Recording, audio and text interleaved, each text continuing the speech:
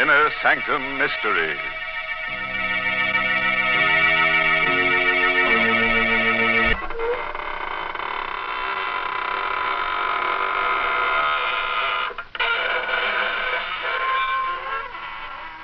Good evening, friends of the Inner Sanctum.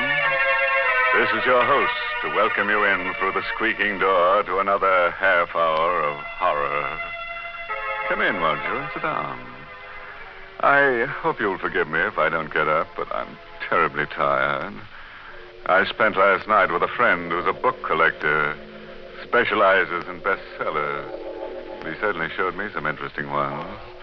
In fact, he tried to bury me in one. Because all the very best sellers have corpses in them.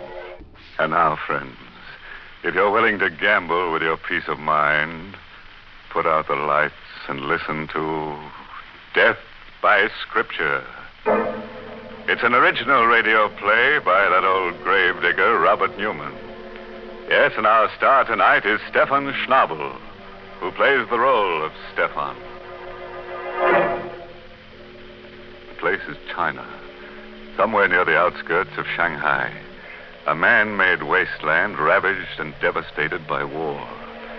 Driving through an abandoned village on his way to a camp for displaced persons is Major Roger Mason. Suddenly, the glare of his headlights picks out a strange, wild-eyed figure who stares, then scuttles into the shelter of an alley. Mason hesitates for only a moment, then stops his jeep. Hello there. Come back here for a minute, will you? Hello. Okay, if you want to make a game out of it. This alley somewhere. Oh, there you are. Please, master, please. I mean no harm. Easy now. No one's going to hurt you. Certainly not me. I'm an American on my way to Camp 14. Camp 14? The camp for refugees, displaced persons. I know. I was there. Yes, I thought so. How was it they let you leave? They did not let me. I ran away. Oh? Why? Because to stay would have meant death. Seems to me it would be a lot more dangerous to go wandering around here. Suppose I take you back there with me. No, please. But I tell you, there's nothing to be afraid of. You think not? Very well. What can man do against fate? I tried. You're a witness that I tried. But I warn you, if I go back, it will mean death, not just for me, but for others. Many others.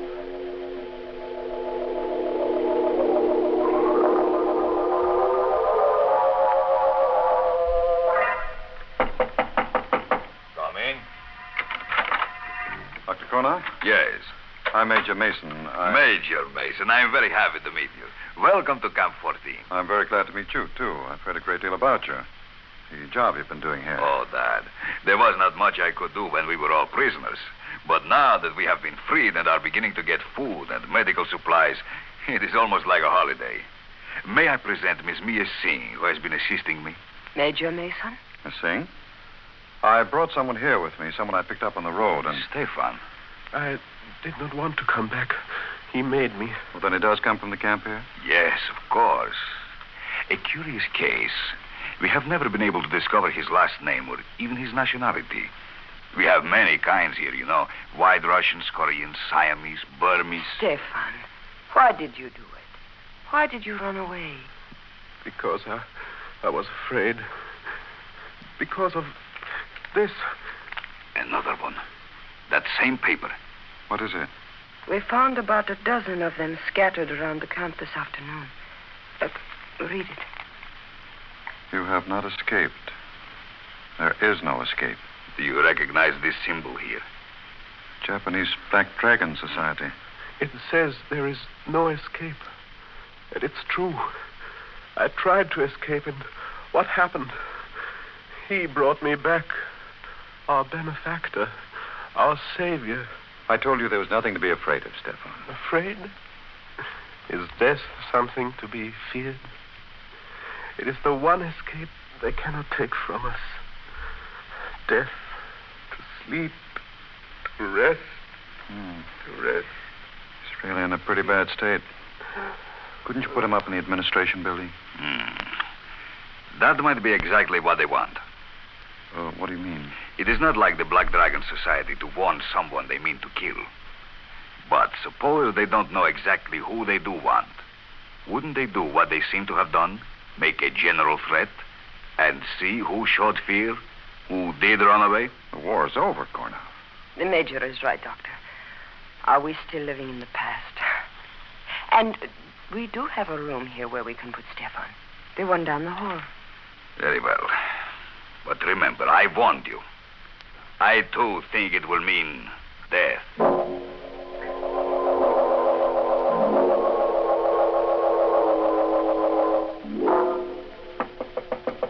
Stefan!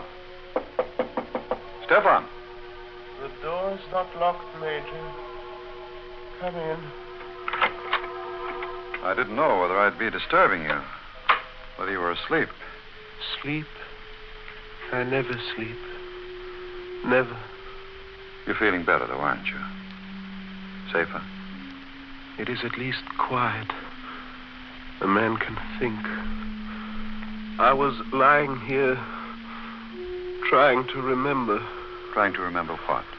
If I knew, I would know everything. But I don't know. There is much that I can remember. Such as what, Stefan? The first one. The greatest one. Many lifetimes ago. The garden with a wall around it. The torchlight bright on their breastplates and helmets. And his face. Then the hill. The place of skulls. The earth shaking. Stop it, Stefan. Whatever it is you're talking about, it's horrible. Horrible, yes. But true. Those I can remember. I can't ever forget.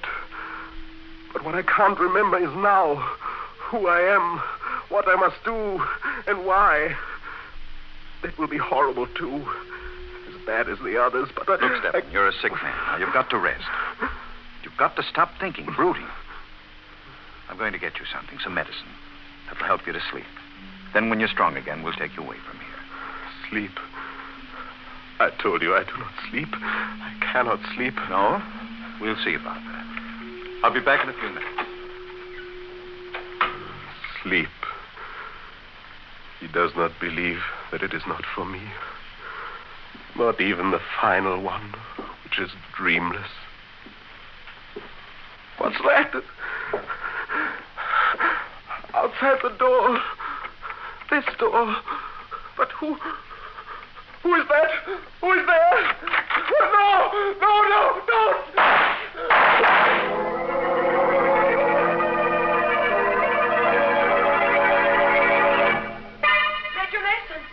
Major Mason, did you hear Yes. Down at the end of the hall there. Stefan's room. Come on, quick. Major Mason, me here. This way, down here. It sounded like shots, as if... It was. Look. Stefan. No, don't touch him. Let me see. Dead? Unless he's not flesh and blood. 3 slugs right over the heart. Must have been fired right from the door there, and... Good Lord. What is it? His pulse. Still there. Where's your surgery? Right next to the office. What there is of it. Here, help me carry him in there. We'll operate immediately.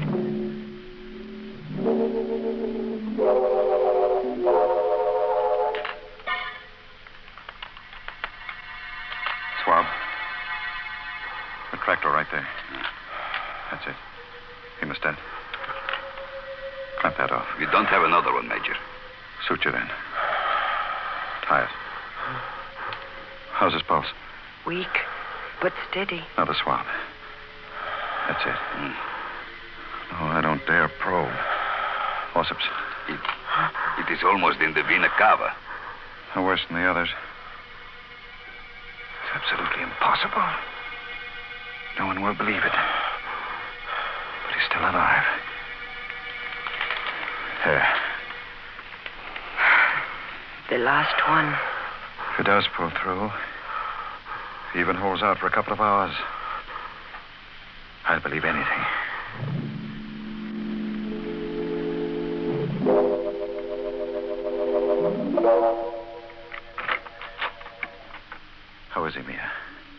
I don't believe it either.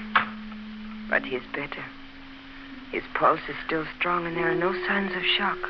I'll stay with him for a while. You go get some sleep. No, I'm all right. I'd like to stay until we are sure that... Major, look. He's coming too. No. Don't make me come back. Don't make me do it again. Don't.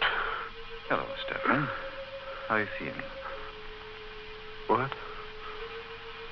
Oh, yes. The American. Why are you looking at me like that? Because you have no right to be alive now. And you wouldn't be if it were not for him. I never had any right to be alive. But I am. And I won't die. I told you I wouldn't. I couldn't. Until I do what I have to do. And what's that? It is coming to me. Slowly. I'm beginning to remember. I do not see it all yet. But I know what it will mean. Vultures and blood. Coffins and death.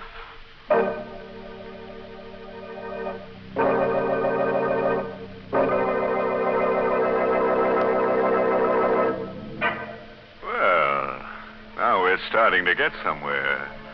But I wish our friend with a bad memory would stop talking about what he has to do and do it. Here we are halfway through our story with only one shooting. And no corpses. If things don't pick up, I'm going to get in there myself and show them how to pour gore.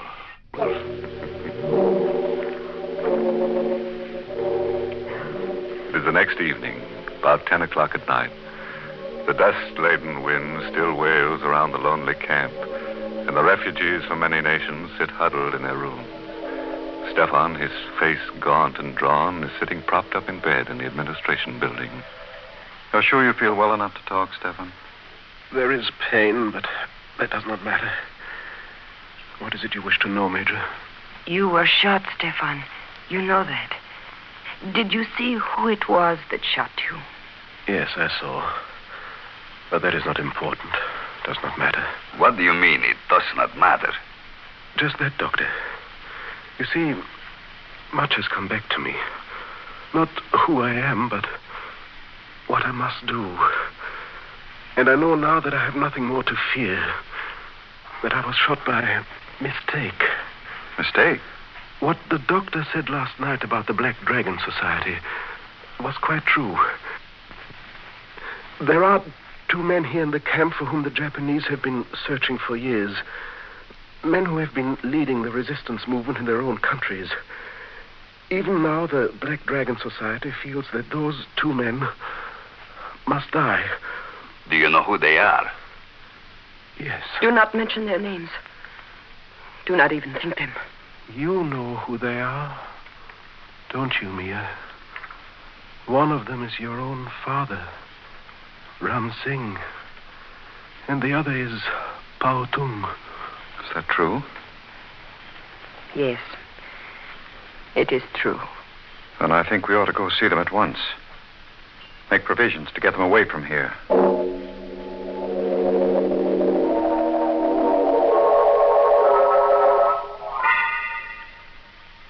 That, then, is the situation, gentlemen. And I should like to have you escorted to Shanghai as soon as possible. You are very kind, Major. We felt that our best protection lay in anonymity. We may have been wrong. As for the danger, even though Japan has been beaten, not all the members of the Black Dragon nor their agents have been rounded up. So... Nonsense, Ram Singh. You always were too cautious. The Major is right. We should have declared ourselves, returned to our countries at once. I, for one, will be happy to do so now. Good. There are a few things in my room I would like to get first. It will not take but a moment. I will meet you back here. Fine.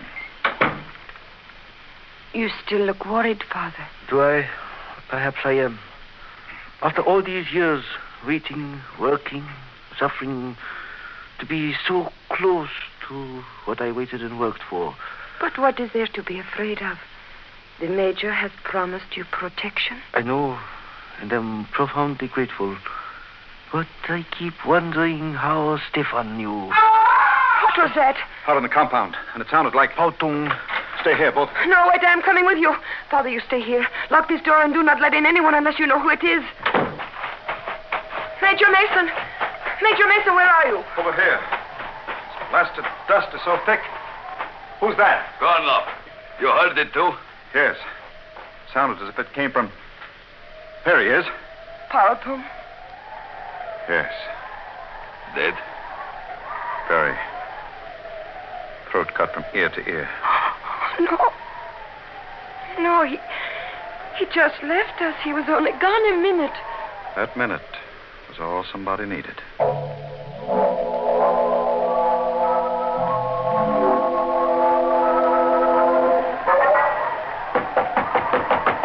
Who is it? Dr. Kornov, Ramsey. Major Mason asked me to take you up to the administration building. Just a second. That scream out in the compound, was it? Yes. Pautung. And was he... Yes. Killed. That is why the Major wanted me to come and get you. To put you somewhere where you would be safe. You are ready? Yes. Poor Pautung. To have lived through so much. Waited for so long. Then... Is it known who did it? No, not yet. But they are closing the gates. Whoever it was will find it difficult to get away. Will they? I wonder. In this dark, where the dust's so thick you can hardly see. Besides, suppose it is not someone from outside. Suppose it is someone from the camp here. Someone who has been here for a long time. Wait. Dr. Kornov! Dr. Kornov, where are you? Dr. Kornov! Must have lost him as we came through the alley. With his wind. Dr. Kornov! Is that you? Who is it? Answer me! Tell me who it is! No! Let me go!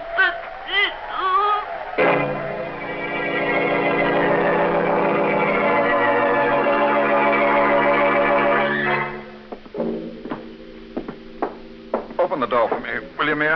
Of course, Major. Where are you going to put him? Yeah. Right here, in the office. You told the guards at the gate? They are closed now. No one will get out. But...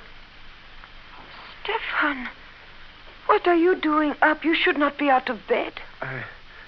I heard something outside. A cry, and I had to see. Which one is it? Pautung. Dead? Yes. His throat cut. And the other? Your father, Mia. Dr. Kornov went to get him. He is bringing him here where he will be safe. Now go back inside to bed. Father? Dr. Kornov? Kornov, where is your father? Isn't he here? Why, no. You were going Didn't you go get him? Yes, I did. We started across the compound together, but it was so dark. The dust was so thick. I lost him. I called to him, looked for him, and when there was no answer, I thought he had gone on ahead. Stay here, all of you. I'll go. I'm sorry, Mia. Why? Why are you looking at me that way? And what are you sorry about? I am sorry that we became separated, that I lost him. I am sorry that he's dead. Dead? How can you say that? Because he must be dead. Because it's part of the pattern, the cycle. That is enough, Stefan. Come on. I will take you back inside. You're a very sick man, Yes, and you shouldn't. yes, I'm sick. Not as sick as some, but sick enough. I won't go back, though. Not yet. I must wait. I'm not sure for what, but I know I must wait for something. Listen. Major Mason? Yes. You found him? Yes. Yes, I found him. Father. Father. told you. I knew. He had to be dead. Yes. Yes, he had to be dead. I think I knew it, too. Knew it was hopeless from the very beginning. How did it happen? Strangled. With this. Strangled. Dying out there in the darkness. 2 of them killed within a few short minutes, and we still do not know. That's not completely true, Mia. You mean you know? Your father and Pa Tung were around here for a long time. They died because Stefan revealed their identity. That means the murderer had to have access to that information. He had to know precisely where they were and when they were going to be alone. And he had to be able to get at the medical supplies here. The medical supplies? Because Pa Tung's throat was cut with a scalpel. And your father was strangled with a catgut suture. And that means... Don't move, Connor. Had you covered since I came in? Dr. Kornoff. No, I do not believe it. Thank you, my dear. I am sure that there will be quite a few others who will feel that same way. Stefan, you saw who shot you. Who was it? He. Kornoff. You too, eh, Stefan? Well, I have a little something here I'd like to show all of you. Something... Major, look out! Oh! Quite fast enough, Kornoff. But at least you saved us the trouble of a trial. As for you, Stefan... Do not blame him, Major. It was not his fault. Not his fault. It was he who exposed your father and Pa Tung. I know. But I think I also know why he did it. You know? Then tell me in heaven's name. Here. This should not come from me, but take it. Money? You are giving me money? Yes. Silver. The amount may not be exactly right, but now do you understand? Yes. Yes. Thank you. And bless you. I do understand everything. What I have done is what I must do. What does he understand? Why did you give him that money? There was once someone else who betrayed a friend and was paid for it with silver. 30 pieces to be exact. You mean? Yes. In the Bible. One Judas Iscariot. What, that's mad, insane. Are you implying that that's why he didn't die when he was shot? That he's eternal, immortal? I do not know. Perhaps he is not always the same. Perhaps in each crisis, in every period of history, there is always one who must play the role of the betrayer, even against his will. But this much I do know. That he is not immortal. Wait a minute. I just remembered. The story of Judas in the Bible. Come on, quick. What's that? The money I gave him on the floor. And... Good heavens. Yes. Matthew 27, as I recall. And he cast down the pieces of silver in the temple and departed, and went and hanged himself.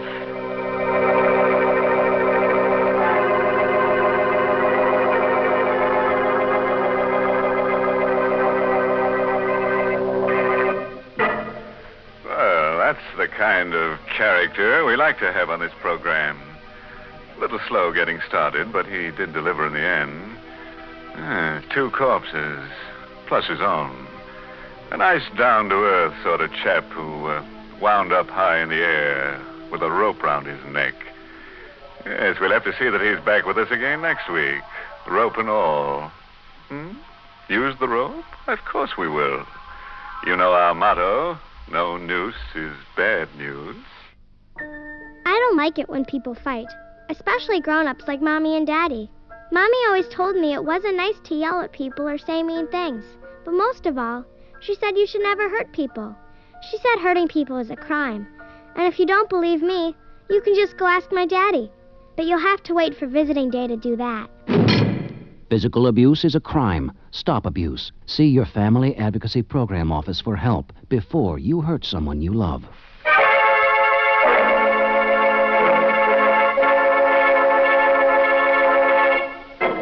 And now here's a word of advice, friend. If you should be invited to spend the weekend with a friend in the country, and he should wake you at midnight carrying a lantern and shovel and invite you to go berrying with him, make sure he doesn't mean burying with a U. And when I say you, I do mean you. Oh, by the way, this month's Inner Sanctum mystery novel is The Whistling Legs by Roman McDougall. Now it's time to close the squeaking door, so good night. Pleasant dreams.